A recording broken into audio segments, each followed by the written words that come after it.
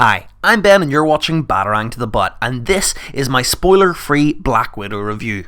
So after about 2 years without an MCU movie, the good news is that I really enjoyed Black Widow. It's a solid spy thriller, and unlike most modern Marvel movies, which nowadays look to the future of the franchise, this one folds into the history of the character and the MCU's past, in more ways than just being a prequel.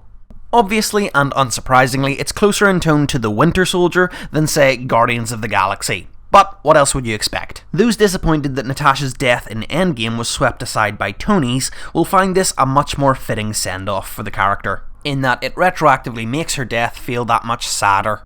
The idea of the Red Room is pretty upsetting in general, and I half expected a blockbuster MCU movie to tame and sanitize some of that stuff. But thankfully, they didn't really hold back. We saw little snippets of Black Widow's origin in Age of Ultron, but this film gives us a fully fleshed out idea of what the Red Room was capable of. In fact, the opening of the film is an immediate gut punch, and it helps set up the concept of the antagonistic organisation really well. While most of the cast of characters are brilliant, the standouts for me are the introduction of Yelena and Red Guardian. These characters are dope in the comics, and I think that their translation to the big screen is a big success. I don't want to spoil any of the characters' fates, but we have already received confirmation that Florence Pugh will be returning for the upcoming Hawkeye Disney Plus series.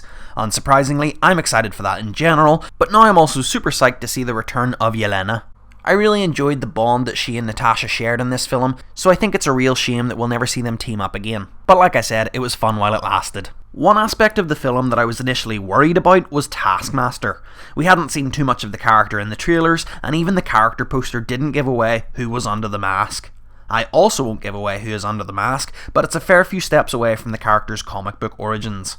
I like comic book Taskmaster, but this change doesn't bother me. It fits well with the film's story, and they have maintained the character's incredible ability to mimic fight patterns and learn moves.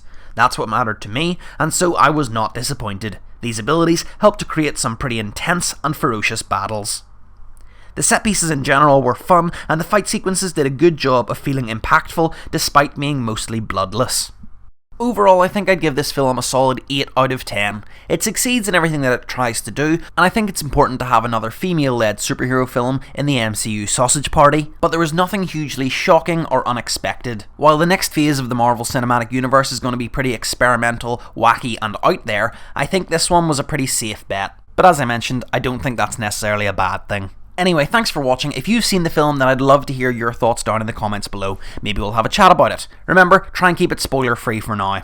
If you've enjoyed this video, then please let me know down in the comments below, because there are plenty more Marvel movies coming out later on in the year, and I may do reviews for them as well, if you want that kind of thing. Also, I made a Black Widow video like a couple years back that went into some of the concepts that ended up being used in this movie, so be sure to go and check that video out. I'll leave it down in the comments below, and obviously the only spoilers in that are for the comics.